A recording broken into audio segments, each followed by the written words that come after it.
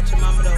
Look, I did with the pencils, I did with the books. Snotty noses and crying, I'm shook. If you like me and you need a hand, had no fear, I got the master plan. Coolest teacher in the land, the coolest teacher in the land. You say it's you? Well, stop playing. I'm coolest teacher in the land, coolest teacher in the land, coolest teacher in the land. From the A to the H, from the D to Japan, coolest teacher in the land.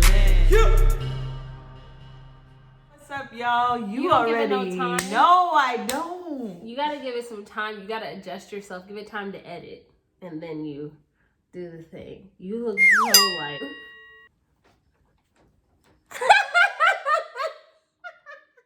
And then we do something else.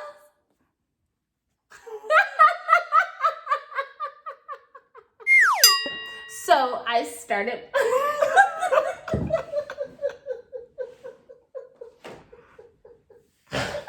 Oh my God. This is gonna be good, April. So you don't work in education anymore, right?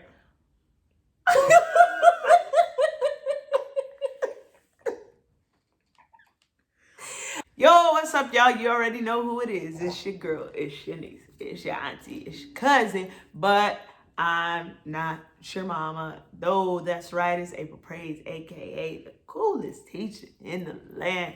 What's up, y'all? I've done nothing smart all week, and as you can see, this is not my apartment because I'm on spring break. It seems like spring break's gonna be a little longer because of coronavirus. You know, got my spring break hair and everything, but I'm out here in California. We got these nice lights and everything because I'm out here visiting my best friend, Jasmine Ohen. Me and Jasmine actually met while we were teachers, and now she is doing so much. She is a speaker. She has her own nonprofit organization, and she's just a dope person. She's a YouTube star. Follow her. It'll be in the details. That's why we got all this nice stuff. I don't have all this nice stuff. So if anybody wants to donate some money to get it for me, I'd appreciate it. But yeah, so studio audience that we don't have because of coronavirus, give an applause for Jasmine Ohen. Yeah! Bow, bow, bow. Hey y'all, what's up? It's your girl. You already know I'm back with my best friend. She's here for spring break, and we are so excited to share a ton of knowledge with you guys because she's the coolest teacher in the land, and you're gonna learn so much from her, and you're gonna learn so much from me. Isn't that right, April? So, Jasmine, how did you get into education? Like, just tell us a little bit of your story. Well, ask me how I got into education, you say. I got into education because I was going to the University of Houston. Go Cougs. Yes, go Cougs. I was a... You don't rip it. You don't throw up nothing. Well, I was going to throw up triple D. But we talking about the University of Houston. So I was going to lunch with one of my best friends, and we were walking, and I was just talking out loud, verbally processing, and I saw one of the Teach for America representatives. I saw one of the Teach for America representatives put the sign on the ground, and I was like, oh my gosh, like I've heard about them, but they only take education majors. And she was like, no, we don't, we take any major. And I was like, what? I need to sign me up, because mama needs that money, you know what I'm saying? So then and initially it started off as me just having stable income because being an artist, things can be fluid, they can fluctuate, and I just needed stable income. Right. I come from a single parent household, so I really desire to provide stability not only for myself but for my mom, who's fine now, but at that time it was like, you know, really wanted to help. And then from there, I applied, went through the whole process, made it into Teach for America. They placed me in H-Town, so I did not have to leave. And then from there, I was at a school, and then a semester later, I met you. So what did you teach? Tell the people about what you taught. I was self-contained kindergarten. My first year, it was amazing. It was the best year ever. And then my second year, we had new leadership, and she wanted a performing arts program. That's true. So she asked me to be the founding dance teacher, and I taught K through 4th grade, and we worked together. And that's where we went and put on a ton of great shows. We did. Isn't that right, April? Which we'll get to a little later in the video. Yes, that's true. So, Jasmine, you don't work in education anymore, right? One could say that I don't, but I really do. Tell us how. Okay, so I left the classroom, 2 years ago? And 2 years ago, I just got this burden in my heart, and I went on to start a nonprofit, and we are recently incorporated and doing big things. Big up. And our name is Heal Yourself. Heal yourself. Our slogan is make HEEL yourself. That's where I'm getting. Amen. And our slogan is make each step purposeful. And we do that by exposing, empowering, and encouraging teenage girls to be transformed leaders in Christ. We accomplish that mission by going into juvenile justice system and providing faith-based leadership curriculum in small groups, mentorship, career navigation, and therapy. We focus on girls 16 through 18 in the juvenile justice system so they can be next generational leaders. Boom! And now, she's also trying out for Hamilton. So, doing Heal Yourself, but you started in education. What skills from education were you able to pull from that helps you with your nonprofit stuff? Wow, so many. When I think about... No, she don't talk like this. So education is one of those things that is transferable into any industry that you go into. You learn how to promote yourself. You learn how to control a classroom. You learn how to take skills and think on the fly. You are resilient. You are transient. You learn like how to really just be the DJ of your own classroom. She took her skills from being a DJ and transferred them into being a classroom teacher, which is literally teaching in the classroom. You have to control. You have to hush. Build the anticipation. And they gotta pay for the other one. And you gotta pay for the other stuff. And that's what you gotta do if you wanna know how to be the DJ of your own classroom. So whenever I am doing things like with public speaking, like if I wasn't a teacher, I mean, you could tell I'm a big personality, right? But whenever I am like in front of these big groups, it reminds me of being in the classroom. I was like looking at kids I'd never met, and I had to literally make them buy in within the next like 5 minutes of meeting me. So whenever I'm speaking to large groups and I need them to buy into me and to buy into what I'm talking about, I need to be able to be relatable. I need to be able to be real. So being a teacher does that, developing content. I had to develop curriculum for my nonprofit. Had to be creative in the way I think about different learning styles. Teaching content and teaching fine arts was really great, and seeing how those both of those things transferred. Right. Nice. Very nice. So, you know, this channel is all about promoting teacher wellness, okay? It has nothing to do with test scores. This channel is so that teachers can be their full and whole self, so that they can give their full whole selves to their student. Domino effect. You know what I'm talking about. So what is one word of advice that you would give to teachers to help promote that, you know, teacher wellness within themselves? Self-care. Self-care is not selfish, okay? Self-care means sometimes taking a sick day to relax. Taking a day, scheduling a day within the year, like, you know, at this like October, we always call it Rocktober. Like, October is just like, oh my gosh, I need to keep my sanity. Yeah, we really in Oakland. Y'all hear them trying. I need to keep my sanity. So if you know you're a person that gets like overwhelmed after September, you need to schedule at least 2 days. It's in the vacation. You need to schedule a time for yourself, because you're better for yourself. So if you're better for yourself, you're better for your students. And it is a deficit to the students if you come into the classroom and you're carrying all of this exhaustion, all of this stress, because that begins to transfer into your teaching, and it begins to transfer into how you reach the students. You're irritable, you're exhausted, you're just not your best self, and you want to take care of yourself so you can be your best self.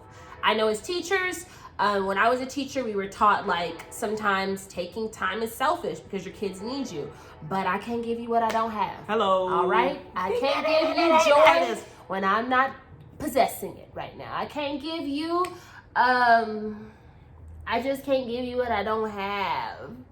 Well, there it is, folks. there it is. Now, before we go into the lightning round to end it, lightning. It's lightning.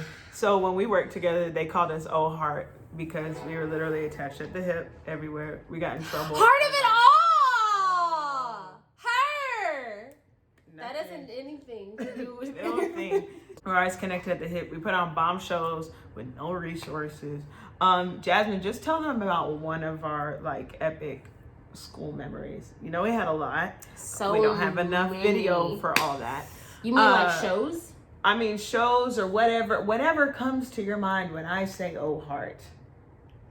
A good time. All right, you guys, we were the good time. When you saw us, you knew you were going to be laughing. You were going to be listening to story time from one of us, talk about one of the students, talk about ourselves, how we almost just lost our mind before we came to school. Like, we provided so much joy into classrooms, which is really imperative when you are in your school. You need to have like a group of people come on and turn it that around make you just that bring you joy, you know, because sometimes you can't, sometimes you really don't have the time to take off, and sometimes just you since you can't, and then financially you're thinking that this may cut into my check. I get it, I know all that stuff. So you need a group of people within your school, maybe one or two that you trust, that you can literally lean on, because there are times when I remember coming into school like specifically, I remember my husband and I got into a car accident, and I was just like, April, I'm exhausted, I'm tired, and I'm very irritable. Yeah. I need you to pick up the slack when these kids come around. And she would do that. And there were moments she needed me to pick up the slack when I noticed she had to sing, maybe that weekend. She had a DJ. She was thinking of other things. She was stressed. Like, we all had these stresses. When I failed my test, I failed my certification test the second time. That was awkward. It was a hard day. That was a hard day. But Adam passed. And I brought an encouraging word to her. I brought one of our education mentors into the room and just provided her some feedback and some wisdom. So you need people around you that are going to make you feel happy, because it's hard being a teacher. I know. Hard. It is not easy. It's not easy fostering these young minds that want to cuss you out and disrespect you, and you want to snatch them up. But you have to remember that you are there to build up the next generation. That's what we do. And you have to remember your why. Always go back to your why. Well, and if at some point of your teaching you start to realize that, what is my why? You need to take a year back and figure out, is teaching really for me? A year. Folks gotta pay rent. Well, you need to find another career. You don't need to be in the classroom if you don't have a why. Oh, eat.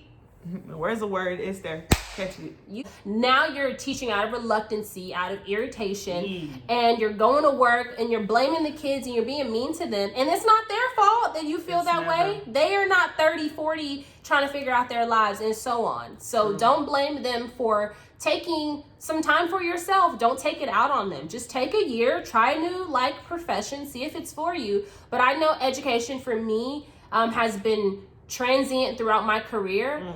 But I also knew that at a certain point, I came home to my husband and I was like, I'm becoming overly irritable, and I think it's because I'm bursting at the seams in the classroom. Wow. And I don't need to be teaching other people's children being this irritable, because they deserve the best, and if I can't give them the best, then I need to find somebody that can. Well, there you go, folks. There you go. It's right there. Whoop, there it is. There's your word. Catch it. Store it for a rainy day. We're going to end this interview with the lightning round. So I'm going to ask you some questions, and you're just going to give me the first thing that comes to your mind. The first word? First word or phrase or sentence. You got to wait for the question. This is crazy. It won't. Oh. I still got to keep my job. All right, here we go. Your favorite piece of classroom decoration. Borders. Okay, borders. That's a good one. I hate those. I love them. I was so good at them. Favorite grade level to work with. Kindergarten.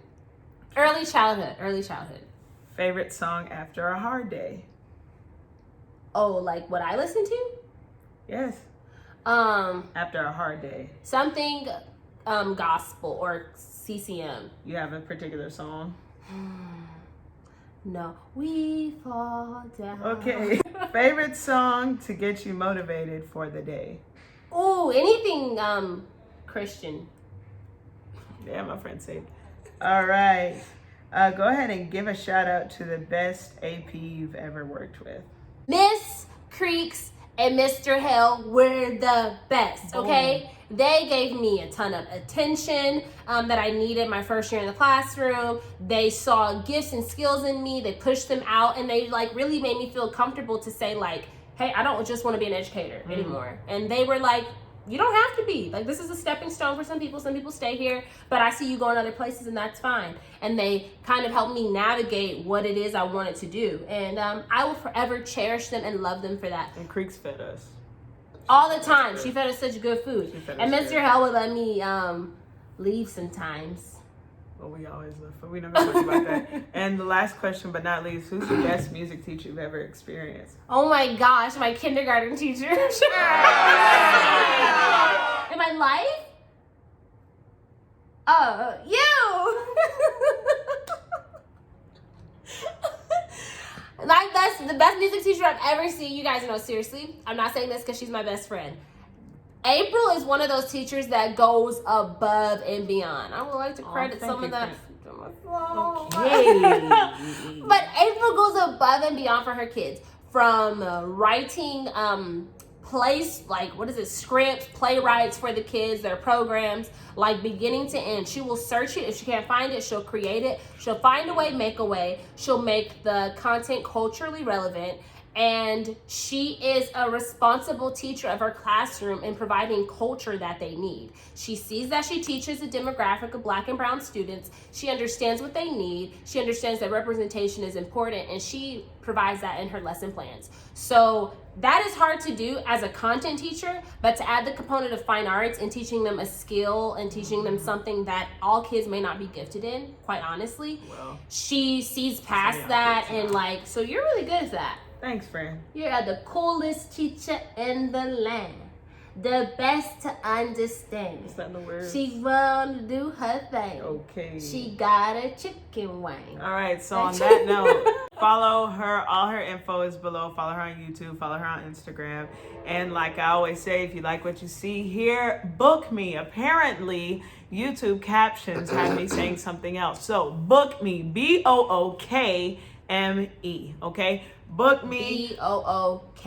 Yeah, that. Get me flued out, to come to your school for a live professional development. Like I said, if you want to donate so I can get one of these fancy lights, let me know. Vanilla. Wow, vanilla, yeah. Chocolate and caramel. And her hair looks so pretty. It does. I did her hair. She did. It's just wax. Well, there we go. No, Mom. But yeah, book me, get me flued out. All the info is below. Coolest teacher in Atlanta. Oh, baby.